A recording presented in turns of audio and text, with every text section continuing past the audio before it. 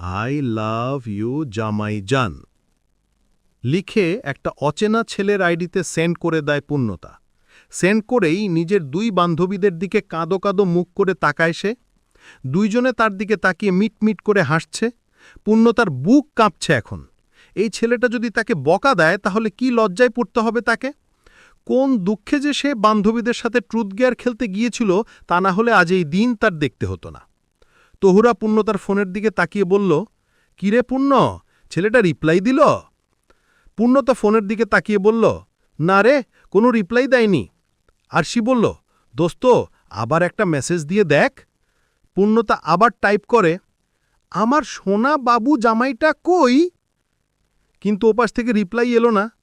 তহুরা বিরক্তি নিয়ে বলল, আরে অ্যাক্টিভ আছা, কিন্তু রিপ্লাই কেন দিচ্ছস না ভাই? শোন পূর্ণ, যতক্ষণ পর্যন্ত না রিপ্লাই দেয় তুই মেসেজ দিয়ে যা, আমরাও দেখি এই ব্যাটা কতক্ষণ চুপ করে থাকে। পূর্ণতা একরাশ বিরক্তি নিয়ে আবার টাইপ করে, আমার শালিকের বাচ্চার মতো জমাইটারে কি কাকে ছো মেরে নিয়ে গেল? আমি অনেক চিন্তায় আছি, প্লিজ জামাইজান আমার মেসেজের রিপ্লাই দিন। এইবারেও ওপাশ থেকে কোনো রিপ্লাই এলো না। তিন বান্ধবী হতাশ হলো, মুখ গোমরা করে বসে রইল সবাই। পার্টি অফিস থেকে আলোচনা সভা শেষ করে গাড়িতে উঠে বসে সমাধন্য এমপি হিমেল চৌধুরী। এই গরমে অবস্থা খারাপ তার। ড্রাইভারকে গাড়ির এসির পাওয়ার বাড়াতে বলে পাঞ্জাবির বুতামগুলো খুলে দেয় হিমেল, মাথা হেলিয়ে দেয় সিটের সাথে। তারপর মুখ শক্ত করে পকেট থেকে ফোন বের। এই মুহূর্তে সামনে পেলে চাপড়ে সবগুলো দাঁত ফেলে দিবে সে। কিন্তু ফেসবুক নোটিফিকেশনে গিয়ে ভ্রু কুচকে আসে তার। একটি অচেনা মেয়ের আইডি থেকে আসা কিছু মেসেজ আর একটি ছবি। ছবিতে চোখ পড়তেই তার হৃদয় থমকে যায়। ছবিটি এক পাশ থেকে তোলা, একটি মেয়েলি গহব্বর চোখ, চোখে চিকন করে কাজল দেয়া, চোখে তার এক রাশ জমে থাকা ভয়, কানে সাদা পাথরের একটা ঝুমকা, কানের পিঠে গুজে রাখা বেবি কাট চুল। কিন্তু মেয়েটির পুরো মুখ স্পষ্ট নয়, মুখের 3 ভাগের 1 ভাগ দেখা যাচ্ছে। হিমেল শান্ত চোখে চেয়ে দেখে তা। কারো চোখ বুঝি এত সুন্দর হয়? তার মন শুধু একটা কথা উচ্চারণ করল, এই চোখের মালিকে তার চাই, এখন এই মুহূর্তে। সে অধৈর্য হয়। হিমেলের চোখের পলক পড়ে না, বুকের ভিতর ধুমধিম আওয়াজ হয় তার। তারপর হিমেলের চোখ পড়ে মেসেজের দিকে। আই লাভ ইউ জামাইজান, আমার সোনা বাবু জামাইটা কই? আমার শালিকের বাচ্চার মতো জমাইটারে কি কাকে ছুমেরে নিয়ে গেল? আমি অনেক চিন্তায় আছি, প্লিজ জামাইজান মেসেজের রিপ্লাই দিন।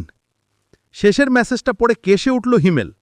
গাড়ির সামনের সিটে থাকা হিমেলের অ্যাসিস্ট্যান্ট রাতুল পিছন দিকে ঘুরে বলল, কি হয়েছে ভাই?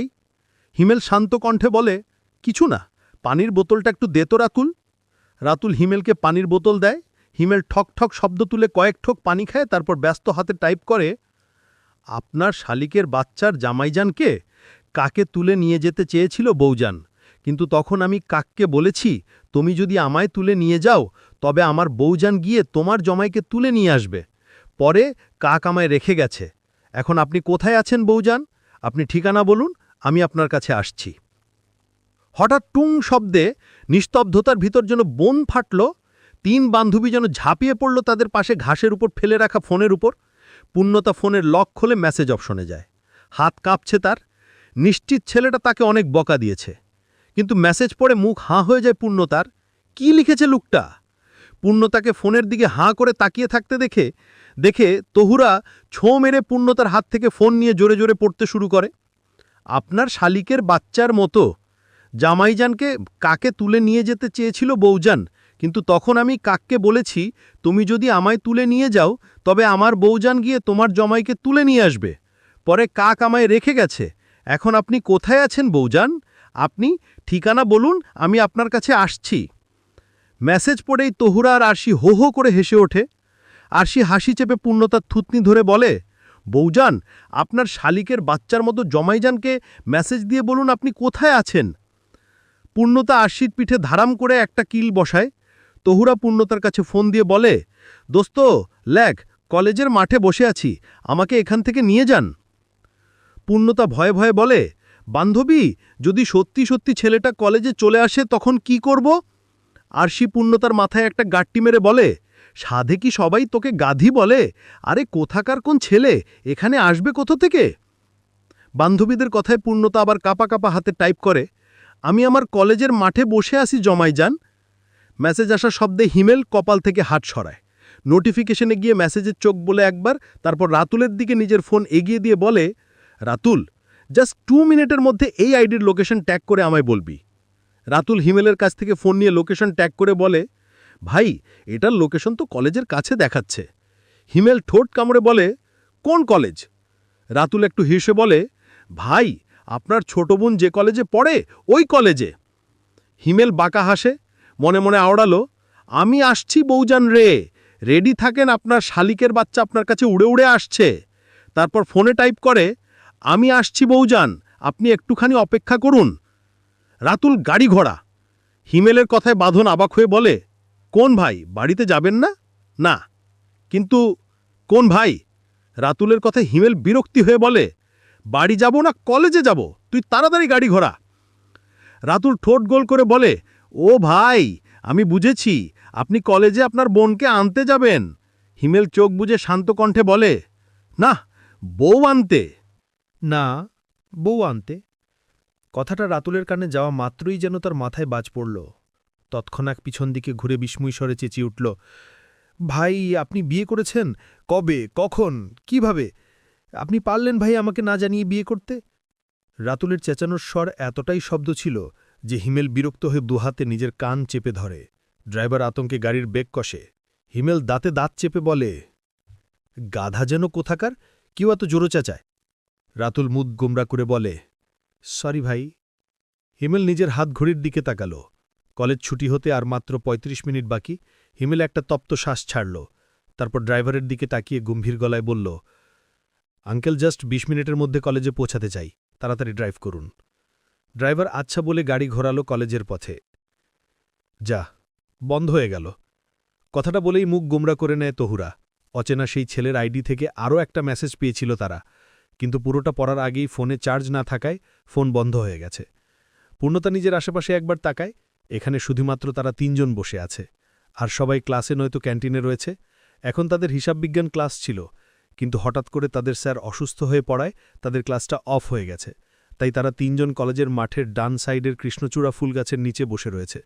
এবার নিজের ২ বান্ধবীর দিকে তাকিয়ে বলে, চল না, আমরা বাড়িতে চলে যাই, এই ঘাসের ভিতর আর কতক্ষণ বসে থাকবি? আর শিপূর্ণতাকে ব্যঙ্গ করে বলল, কোন বউজান, আপনার শালিকের বাচ্চার মতো জামাইজান আসছে আপনাকে নিতে, আর আপনি চলে যেতে চাইছেন? তহুরা বলে, ছুটির আরও আধা ঘন্টা বাকি আছে, চল না ৩ জন মিলে ফুচকা খেয়ে আসি।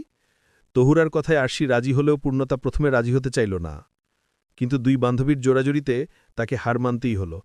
তারপর তারা ৩ জন মিলে কলেজ থেকে বেরিয়ে চলে যায় ফুচকা স্টলের দিকে।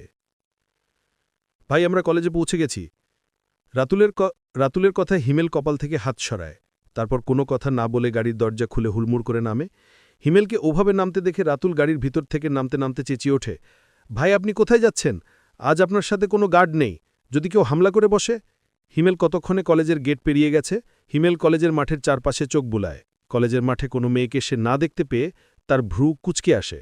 তার হঠাৎ করে হয়ে যাওয়া বউটা কি তাকে মিথ্যা কথা বলল? মাঠে বসে রয়েছে এমন কোনো মেয়েকে তো সে দেখতে পাচ্ছে না। হিমেল নিজের পেছন দিকে ঘুরে দেখল রাতুল তার দিকে এগিয়ে আসছে। হিমেল তার হাত নেড়ে রাতুলকে তার পিছন পিছন আসতে বারণ করে, তারপর গটগট পায়ে এগিয়ে যায় কলেজের প্রথম ভবনের দিকে। স্যার, আমি কি ভিতরে আসতে পারি? কারো গম্ভীর গলায় আওয়াজ পেয়ে দরজার দিকে তাকান প্রিন্সিপাল আলমগীর কবির। দরজায় থাকে মানুষটার মুখ দেখে চমকে ওঠেন তিনি। এমপি হিমেল চৌধুরী হঠাৎ তার কলেজে? তিনি বসা থেকে দ্রুত উঠে দাঁড়ান, তারপর বিনয়ী স্বরে বলেন, অবশ্যই, আপনি ভিতরে আসুন। হিমেল মুখ গম্ভীর করে প্রিন্সিপালের রুমে ঢুকে। আলমগীর কবির হিমেলের দিকে তাকিয়ে বলেন, প্লিজ বসুন। হিমেল কাঠের চেয়ার টেনে বসে। তারপর আলমগীর কবিরের দিকে তাকিয়ে বলে, আমাকে একটা হেল্প করতে পারবেন স্যার? আলমগীর কবির হেসে বললেন, হ্যাঁ অবশ্যই, আপনি বলুন, আমি আপনাকে কি ধরনের সাহায্য করতে পারি? হিমেল চোখ বুজে তারপর শান্ত কণ্ঠে বলে, নাম পূর্ণতা চৌধুরী, শ্রেণী inter first year, roll number ১৯৮, শাখা ব্যবসা, লম্বা ৫ ফিট ৩, গায়ের রং ফর্সা, হাঁটু পর্যন্ত ঢেউকাটা চুল, ওজন ৪৭ কেজি, বয়স ১৬ বছর ৮ মাস ১৩ দিন। এই মেয়েটিকে এখনই ডেকে দিন। আলমগীর কবির হা করে তাকিয়ে আছেন হিমেলের দিকে। শুধু নাম, রোল, শাখা বললেই তো তিনি ডেকে দিতেন, এত কিছু বলার তো কোনো কারণ বুঝতে পারলেন না তিনি। আলমগীর কবির চুপ করে থাকতে দেখে হিমেল চোখ বন্ধ অবস্থায় বলল, স্যার, ডেকে দিন প্লিজ, আমি খুব তাড়ার আছি। আলমগীর কবির এবার একটু ঝেড়ে কাশলেন, তার বেল বাজিয়ে পিয়নকে ডাকলেন। মিনিট 3 পর পিয়ন আসলো।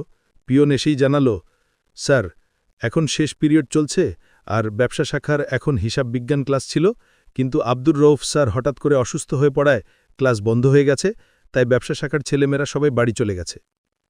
পিয়নের কথা শেষ হতেই হিমেল চুক মেলে তাকায়, জিভ দিয়ে নিজের শুকনো ঠোঁট ভিজিয়ে নেয় একবার। কাঠের চেয়ার ছেড়ে উঠে দাঁড়ায় হিমেল, তারপর আলমগীর কবিরের দিকে তাকিয়ে বলে, আপনাকে বিরক্ত করার জন্য সরি স্যার। আলমগীর কবির জোরপূর্বক হেসে বললেন, না না, কি যে বলেন, এ আর এমন কি ব্যাপার। হিমেল গম্ভীর গলায় বলে, আজ তাহলে আমি আসি স্যার, ভালো থাকবেন। হিমেল বড় বড় পায়ে প্রিন্সিপালের রুম থেকে বের হয়ে নিজের গাড়ির কাছে আসে। রাতুল গাড়ির দরজা খুলে দেয়। হিমেল গাড়িতে উঠে বসে। রাতুল খেয়াল করছে হিমেলের মুখটা কেমন যেন থমথমে। রাতুল গাড়ির ভিতরে উঠে বসে, তারপর পিছন দিকে ঘুরে তাকিয়ে বলে, ভাই, এখন কি আমরা বাড়িতে যাব? না। হিমেলের না কথাটা শুনে রাতুল অবাক হয়ে বলে, তাহলে এখন আমরা কোথায় যাব ভাই? হিমেল শান্ত কণ্ঠে বলে, চৌধুরী বাড়িতে। রাতুল বিস্মিত নয়নে হিমেলের দিকে তাকায়, সে ঠিক শুনছে তো? রাতুল বলে, ভাই, আপনি ঠিক আছে? রাতুলের কথা শেষ হওয়ার আগেই হিমেল একরাশ বিরক্তি নিয়ে বলে, রাতুল, আমি যা বলছি তাই কর, প্লিজ আমায় বিরক্ত করিস না। রাতুল আর কোনো কথা না বলে ড্রাইভারকে গাড়ি ছাড়তে বলে। হিমেলদের গাড়ি এসে থামে চৌধুরী বাড়ির গেটের সামনে। হিমেল গাড়ি থেকে নেমে দাঁড়ায়, দৃষ্টি বুলায় নিজের সামনের দিকে। তার সামনে দাঁড়িয়ে আছে বিশাল বড় চৌধুরী বাড়ি। হঠাৎ একটা দমকা হাওয়া এসে ছুঁয়ে দেয় তাকে। হিমেল আবেশে নিজের চোখ দুটি বন্ধ করে নেয়। চোখ বন্ধ করতে তার চোখের সামনে ভেসে ওঠে তার ছোটবেলার স্মৃতি। কি সুন্দর ছিল সেই দিনগুলো। হিমেল এলোমেলো পায়ে এগিয়ে যায় সামনের দিকে। 10 বছর আগে ঠিক এরকম একটা বিকেলে নিজের পছন্দের কেরিয়ার গড়তে এক আকাশচুম্বী অহংকার নিয়ে সে এক কাপড়ে এই চৌধুরী বাড়ি ছেড়েছিল। আজ আবার 10 বছর পর নিজের ব্যক্তিগত নারীর জন্য সে চৌধুরী বাড়িতে পা রাখতে চলেছে। যদি কারণটা হয় তার ব্যক্তিগত নারী, তাহলে এই পৃথিবীর সবকিছু তার কাছে ফিকে। হিমেল যত সামনে এগিয়ে যাচ্ছে ততই তার শক্তি যেন ক্রমশই কমে যাচ্ছে। হিমেল এসে থামে দরজার কাছে, তারপর কাঁপা কাঁপা হয়ে বাড়ির কলিং বেল বাজায়। ড্রয়িং রুমে বসে গল্প করছিলেন চৌধুরী বাড়ির 2 কর্ত্রী, শামিমা সুলতানা আর আমিরা ইয়াসমিন। হঠাৎ কলিং বেলের শব্দে তাদের দৃষ্টি যায় দরজার দিকে। শামিমা সুলতানার দরজা খোলার উদ্দেশ্য উঠতে নিলেই আমিরা ইয়াসমিন বলেন, ভাবি, তুমি বসো, তোমার না পায়ে ব্যথা? আমি দেখছি কে আসলো। শামিমা সুলতানা আর না করলেন না, তিনি আবার বসে পড়লেন সোফায়। আজ সকালে সিঁড়ি থেকে পা পিছলে পড়ে যাওয়ায় কোমর আর পায়ে ভালোই ব্যথা পেয়েছেন তিনি। হাঁটতে গেলেও ভীষণ কষ্ট পাচ্ছেন তিনি। আমিরা ইয়াসমিন দরজা খুলতেই তিনি থমকে দাঁড়ালেন। স্বপ্ন নয় তো এটা? আমিরা ইয়াসমিনের মনে হল যদি এটা স্বপ্ন হয় তাহলে যেন এই স্বপ্ন আর কোনো দিনও যেন না ভাঙে। আমিরা ইয়াসমিনকে দরজার সামনে হয়ে দাঁড়িয়ে থাকতে দেখে শামিমা সুলতানা একরাশ কৌতূহল নিয়ে বলেন, কে আসছে আমিরা? আমিরা ইয়াসমিন কোনোরকম ঠোঁট নেড়ে বলল, হিম। ছোট এই বাক্যটুকু যেন শামিমা সুলতানার কানে বাজ পড়ার নাই শব্দ হল। তিনি ক্ষণিক সময়ের জন্য ভুলে গেলেন কোমর আর পায়ের ব্যথা। দৌড়ে যান দরজার কাছে। আমিরা ইয়াসমিনকে পাশ কাটিয়ে দরজায় থাকা ছেলেটির বুকে ঝাঁপিয়ে পড়েন। আমার কলিজাটা বলে হাউমাউ করে কেঁদে ওঠেন তিনি। হিমেল ঠোঁট কামড়ে নিজের কান্নাগুলো গিলে ফেলার চেষ্টা করে। নিজের 2 হাত দিয়ে মায়ের মাথাটা শক্ত করে বুকে চেপে ধরে। হিমেলের চোখ পড়ে আমিরা ইয়াসমিনের দিকে। তিনিও শাড়ির আঁচলে মুখ চেপে কাঁদছেন। আমিরা ইয়াসমিন ডান হাত দিয়ে আমিরা ইয়াসমিনকেও নিজের বুকে জড়িয়ে নেয়। ড্রয়িং রুমে কান্নার শব্দ পেয়ে হাওয়ার বুক কেঁপে ওঠে। হাওয়া দ্রুত পায়ে সিঁড়ি দিয়ে নিচে নামে। নিচে নামতেই পা থেমে যায় তার। কাঁপা কাঁপা গলায় উচ্চারণ করে, ভাইয়া। আচমকা শব্দ পেতেই হিমেল মাথা তুলে সামনের দিকে তাকায়। তাকেই দেখতে পায় একটি স্নিগ্ধ মুখ। তার ছোট্ট মিষ্টি পরি হাওয়া। হিমেল হাত দিয়ে ইশারা করে বোনকে ডাকে তার কাছে আসার জন্য। হাওয়া দৌড়ে যায় ভাইয়ের কাছে। হিমেল বোনকেও নিজের সাথে জড়িয়ে নেয়। সবাই ফুপিয়ে ফুপিয়ে কাঁদছে। হিমেল সবার কান্না থামানোর জন্য বলে, আমি এ বাড়িতে তোমাদের হাসি দেখতে এসেছি, কান্না দেখতে নয়। তোমরা যদি এত কান্না করো তাহলে কিন্তু আমি এখান থেকে চলে যাব। ব্যাস, সবার কান্না বন্ধ। তারা সবাই জানে হিমেল চৌধুরী এক কথার মানুষ। শামিমা সুলতানা শাড়ির আঁচল দিয়ে চোখ মুছে ছেলেকে নিয়ে বাড়ির ভেতরে ঢুকেন। হিমেল বাড়ির ভেতরে ঢুকে বাড়ির প্রতিটা কোণ খুঁটিয়ে খুঁটিয়ে দেখে। এই বাড়ির প্রতিটা দোয়ালে লুকোনো তার শৈশব আর কৈশোর জীবনে মধুময় স্মৃতি। হিমেল তার মাকে সফাই বসিয়ে নিজেও সফাই বসে পড়ে। মায়ের কোলো মাথা রেখে বাচ্চাদের মতো আবদার করে, মাথায় একটু হাত বুলিয়ে দেবে আম্মি? শামীমা সুলতানা ছেলের মাথা আদরের সহিত হাত বুলিয়ে দেন। আমিরা ইয়াসমিন হিমেলকে বলেন, বড় আব্বু, আমি আপনার পছন্দের পায়েস বানিয়ে দেই। হিমেল মুচকি হেসে বলে, আচ্ছা ছোট মা। হাওয়া বলে, আমি খুব সুন্দর করে নুডলস বানাতে পারি, আমি তোমায় এখনই বানিয়ে দিচ্ছি। কথাগুলো বলেই আমিরা ইয়াসমিন আর হাওয়া ছুটল কিচেনের দিকে। হিমেল হাসে বোনের পাগলামি দেখে। হঠাৎ করে হিমেলের চোখ পড়ে সিঁড়ির কাছে দাঁড়ানো একটি মেয়ের। মেয়েটি কেমন হাসি মুখে তাকিয়ে আছে তার দিকে। হিমেল তার মায়ের দিকে তাকিয়ে বলে, এটা কি আমি? শামীমা সুলতানা বলেন, ও প্রিয়ন্তী, প্রিয়ন্তী, এদিকে আয়। প্রিয়ন্তী গুটি গুটি পায়ে হিমেলদের দিকে আগায়। হিমেল প্রিয়ন্তীর থেকে চোখ সরায়, তারপর দৃষ্টি বুলাই সিঁড়ির দিকে। কিন্তু কাঙ্ক্ষিত মানুষটাকে চোখে পড়ে না তার। তপ্ত শ্বাস ছাড়ল হিমেল। শামীমা সুলতানার দিকে তাকিয়ে বলে, বাঁধন, পূর্ণতা, ওরা দুজন কই আম্মি? হিমেলের কথায় শামীমা সুলতানা বলেন, বাঁধনের জ্বর আসছে, ও ওর রুমে ঘুমিয়ে আছে। আর পূর্ণ, ও তো এখনও কলেজ থেকে ফেরেনি। হিমেলের চোয়ান শক্ত হয়ে আসে। ফেরেনি মানে? তার মতে এখন পূর্ণতার বাড়িতে থাকার কথা। বাড়িতে না এসে কোথায় গেছে ওই বেয়াদবটা? হিমেল সোফা থেকে উঠে দাঁড়ায়, তারপর শামীমা সুলতানার দিকে তাকিয়ে বলে, আমি বাঁধনকে দেখে আসি। শামীমা সুলতানা মাথা নেড়ে বলেন, আচ্ছা আব্বু। হিমেল বসার ঘর থেকে চলে আসে বাঁধনের ঘরে। হিমেল বাঁধনের রুমে ঢুকতেই দেখে বাঁধন ঘুমিয়ে আছে। হিমেল ঘুমন্ত ছোট ভাইয়ের শিওরে বসে আদরের স্পর্শে মাথায় হাত বুলিয়ে দেয়। তারপর গাঢ় একটা চুমু এঁকে দেয় ভাইয়ের কপালে। সে এ বাড়িতে না থাকলেও বাঁধন তার বাবার চোখের এড়িয়ে তার সাথে সাথে থাকে। হিমেল খাট থেকে উঠে দাঁড়ায়, তারপর রুম থেকে বের হবার উদ্দেশ্য পা বাড়াতেই মেঝেতে পড়ে থাকা কিছুর সাথে পা পেঁচিয়ে পড়ে যেতে নাই হিমেল, কিন্তু খাটের কর্নার ধরে নিজেকে সামলে নেয় সে। বিরক্ততেই চসূচক শব্দ করে নিচ দিকে তাকায় হিমেল। নিচ দিকে তাকাতেই ভ্রু কুচকে আসে তার। নিচে পড়ে থাকা জিনিসটা হাতে তুলে নেয় হিমেল, তারপর বাঁধনকে ব্যস্ত হয়ে ডাকে। ভাইয়ের কণ্ঠস্বর শুনে ঘুমন্ত বাঁধন চোখ মেলে তাকায়। বড় ভাইকে নিজের রুমে দেখে ভূত দেখার মতো চমকে উঠে। তড়িঘড়ি করে উঠতে নিলেই হিমেল বাঁধনকে বিছানায় চেপে ধরে। বাঁধন অবাক হয়ে বলে, ভাইয়া তুমি এখানে? আমার তো বিশ্বাসই হচ্ছি না। হিমেল গম্ভীর গলায় বলে, সব কথা পরে হবে, তার আগে তুই বল, তুই কি পরে ঘুমিয়েছিলি? বাঁধন নিজের বিখ্যাত ক্যাবলামার্কা হাসি দিয়ে বলে, সব থেকে প্রশান্তির জিনিস লুঙ্গি। জানো তো ভাইয়া, আমি আজ প্রথম লুঙ্গি পরে ঘুমিয়েছি, কিন্তু আমার মনে হচ্ছে আমি কিছুই পড়িনি। হিমেল চোখ ছোট ছোট করে বলে, আচ্ছা তা তোর লুঙ্গি কই? বাঁধন নিজের উপর থেকে কাঁথা সরিয়ে দিয়ে বলে, এই যে আমার পুরো কথা শেষ করতে পারল না বাঁধন। তার আগেই নিজের অবস্থা দেখে তাড়াতাড়ি করে আবার কাঁথা জড়িয়ে নিয়ে চিৎকার করে উঠল, কে যেন আমার ইজ্জত লুটে নিয়ে এনেছে গো আম্মি, আমার আর বিয়ে হবে না। বাঁধনকে কাঁথা সরাতে দেখে হিমেল নিজের চোখ বুজে নিয়েছিল। বাঁধনের চিৎকার শুনে হিমেল ধমকে ওঠে বাঁধনকে, ইডিয়েট, যেটা পড়তে পারিস না সেটা পড়িস কোনো? হিমেল নিজের হাতে থাকা বাঁধনের লুঙ্গিখানা বাঁধনের দিকে ছুড়ে দিয়ে বলে, এটা পর এখনই, বাদর যেন কথাকার। বাঁধন দুই হতে নিজের মুখ ঢেকে লজ্জা পাবার ভান দিয়ে বলে, ছিছি ভাইয়া, তুমি এটা কি বলছো? আমি তোমার সামনে লুঙ্গি পরব? আমার বুঝি লজ্জা করে না? হিমেল দাঁতে দাঁত চেপে, আমি তোকে আমার সামনে চেঞ্জ করতে বলি নাই।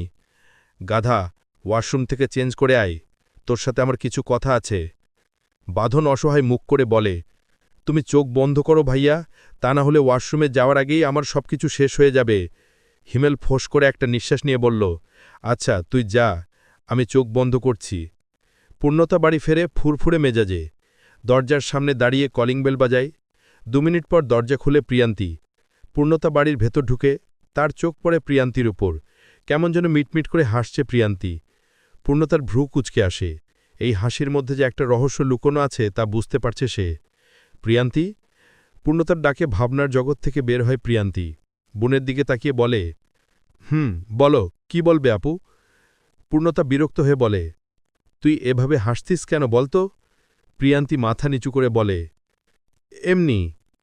পূর্ণতার কোচকানো ভ্রু আরও কুচকে আসে। তার বোনকে তো সে চিনতেই পারছে। এমনি সময় হাসছিস কেন জিজ্ঞেস করলে বলে, আমি হাসছি তাতে তোমার কি? আমি কি তোমার মতো ছিচকা দুনে যে কোনো কিছু হলেই ভ্যাঁ ভ্যাঁ করে কাঁদব? পূর্ণতা ঠোঁট কামড়ে বলে, কাহিনী কি বলতো? তোকে তো ঠিক সুবিধার মনে হচ্ছে না। প্রিয়ান্তি এবার একটু লাজুক হাসলে তারপর বলে, বাড়িতে হিমেল ভাই আসছেন। পূর্ণতা খিলখিল করে হেসে ওঠে। তার কাছে মনে হলো প্রিয়ান্তির বলা কথাটা তার লাইভের সেরা জোকস ছিল। পূর্ণতা হাসি চেপে বলে, ও রিয়ালি? না ঘুমিয়ে স্বপ্ন দেখলে যা হয় আর কি। যা যা ঘুমিয়ে পড়। প্রিয়ান্তি মুচকি হেসে বলে, আজ তো আমার চোখে ঘুম ধারা দেবে না আপু। আমি চোখ বন্ধ করলেই শুধু হিমেল ভাইয়ের মুখ ভেসে উঠছে। কি করে ঘুমাবো বলো? প্রিয়ান্তির কথাই পূর্ণতার মুখ হাঁ হয়ে যায়। পূর্ণতা অবাক হয়ে বলে, এই মেয়ে, এই বয়স কত তোর? যেই মাটুকুন লিলিপুট বলে নাকি চোখ বন্ধ করলেই এরোর মুখ ভেসে ওঠে। প্রিয়ান্তি পূর্ণতাকে ভেংচি কেটে বলে, আমি মোটেও ছোট নয়। এই ডিসেম্বর মাসে আমার 7 বছর পড়বে। আমি কি তোমার মতো নাকি 31 দাঁতের প্রতিবন্ধী? বোনের কথাই তেতে ওঠে পূর্ণতা। এই কি বললি তুই আমায়? 31 দাঁতের প্রতিবন্ধী? বেশি বেয়াদব হয়েছিস তুই। দাঁড়া, আমি আম্মুকে ডাকছি। ওদের দুবোনের চেঁচামেচি শুনে হাওয়া কিচেন থেকে বেরিয়ে এসে দুজনের দিকে তাকিয়ে বলে, কি হয়েছে? দুইটার ঝগড়া করছিস কেন শুনি? প্রিয়ান্তি মুখ গোমড়া করে বলল, দেখো না বড় আপু, আমি মেজো আপুকে বলছি হিমেল ভাই আসছেন, কিন্তু আমার কথা আপু বিশ্বাস করছে না। তুমিই বলো, হিমেল ভাই সত্যি আসছেন? পূর্ণতার বুকে চিনচিন ব্যথা শুরু হয়। সত্যি কি সেই মানুষটা এসেছে? পূর্ণতা হাওয়ার দিকে তাকায়, তারপর ভাঙা গলায় বলে, আপু সত্যি হিমেল ভাই। আর পুরো কথা শেষ করতে পারল তার আগেই তার কানে এলো এক পুরুষালী গমগমে গলার আওয়াজ। কি হয়েছে এখানে? পুরুষালী গমগমে সেই আওয়াজে মুহূর্তেই থেমে গেল পূর্ণতা প্রিয়ন্তীর ঝগড়া। হাওয়া, প্রিয়ন্তী দুজনে চমকে ঘুরে তাকায়। পূর্ণতা চোখ কুচকে তাকাতেই বুকের ভেতরটা যেন কেঁপে ওঠে। তার সামনেই দাঁড়িয়ে আছে হিমেল চৌধুরী। পূর্ণতার বুকের ভেতর তোলপাড় করে যায়। কত বছর পর এই মুখ! কিশোরী বেলায় যার চোখের দৃষ্টি ছিল তার নিঃশ্বাসের খোরাক, সেই মুখই আজ তার সামনে দাঁড়িয়ে। অথচ সেই চোখের ভেতরে আজ ভিন্ন রকম ঝড়, কঠিনতা, অভিমান, ক্রোধ সব মিলেমিশে অচেনা এক আগুনের ঝিলিক। হিমেল গম্ভীর স্বরে বলে, কি হয়েছে এখানে? এত চিৎকার কিসের? প্রিয়ন্তী খুশিতে লাফ দিয়ে বলে উঠল, হিমেল ভাই, আমি তো বলেছিলাম তুমি এসেছ। দেখো না, মেঝো আপু আমার কথা বিশ্বাস করছিল না। পূর্ণতা চুপ, শুধু দাঁড়িয়ে আছে, চোখ নামিয়ে রেখেছে মাটির দিকে। বুকের ভেতর দনবন্ধ হওয়া অনুভূতি, চোখে হালকা কুয়াশা জমে উঠছে, তবু সে কিছু বলতে পারছে না। হিমেল এক পা এগিয়ে আসে। তার তীক্ষ্ণ দৃষ্টি গিয়ে পড়ে পূর্ণতার মুখে। কেন এত চুপ হয়ে গেলে পূর্ণতা? তুমি তো ছোটবেলা থেকে সবার থেকে বেশি কথা বলতে। পূর্ণতা ঠোঁট কামড়ে আসতে করে বলে, কিছু হয়নি। হিমেলের ঠোঁটে হালকা এক ব্যঙ্গ হাসি খেলে গেল। কিছু হয়নি, তোমার কাছে কখনো কিছু হয় না। তারপর চোখ ঘুরিয়ে হিমেল বলে, তোমরা 3 বোন যাও, আম্মুর কাছে বসো, আমি পরে তোমাদের সাথে কথা বলবো। প্রিয়ন্তী খুশিতে ছুটে যায়। হাওয়া হেসে পেছনে চলে গেল। শুধু পূর্ণতা দাঁড়িয়ে থাকে স্থির হয়ে। হিমেল একটু ঝুঁকে তার দিকে তাকালো। কি হলো, যাচ্ছ না? পূর্ণতা হঠাৎ চোখ তুলে তাকালো হিমেলের দিকে, ঠোঁট কাঁপতে কাঁপতে বলল, যাচ্ছি। এদিকে হিমেল বসার ঘরে ফিরে আসে। শামিমা সুলতানা সোফায় বসে আছেন। আমিরা ইয়াসমিন কিচেন থেকে বেরিয়ে আসছেন হাতে পায়েসের বাটি নিয়ে। হাওয়া আর প্রিয়ন্তী হাসাহাসি করছে। শামিমা সুলতানা ছেলেকে কাছে টেনে নিয়ে বললেন, আব্বু, তুই ফিরে আসায় আমার বুকটা হালকা হলো, আল্লাহর শুক্রিয়া। হিমেল মায়ের হাত চেপে ধরে বলে, আমি তোমাদের কষ্টে আর ফেলে রাখতে পারব না। এই বাড়ির দায়িত্ব এখন থেকে আমার। ঠিক তখন দরজায় কলিং বেল বাজল আবার। প্রিয়ন্তী দৌড়ে গিয়ে দরজা খুলতেই ভেতরে ঢুকল এক অচেনা মুখ। একজন লম্বা, গম্ভীর চেহারার যুবক। স্যুট পরে আছে, চোখে ঠান্ডা দৃষ্টি। সে ভেতরে ঢুকে সরাসরি হিমেলের দিকে তাকাল। তুমি হিমেল চৌধুরী? হিমেল ভ্রু কুচকে লাড়িয়ে গেল। হ্যাঁ, আমি। কে তুমি? যুবক ধীরে ধীরে এগিয়ে এসে দাঁড়াল তার সামনে। আমি আরিফ, আর আজ থেকে এই বাড়িতে তোমার সাথে আমার মুখোমুখি হিসেব হবে। কথাটা শোনার সাথে সাথেই চারদিক নিস্তব্ধ হয়ে গেল। শামিমা সুলতানা, আমিরা ইয়াসমিন, হাওয়া, সবাই আতঙ্কে একে অপরের দিকে তাকালো। পূর্ণতা ওপরে দাঁড়িয়ে সব দেখছিল। তার বুক ধকধক করে বাজছে। সে জানে, এই আরিফ নামের মানুষটার আগমন মানেই নতুন ঝড় শুরু হলো চৌধুরী বাড়িতে।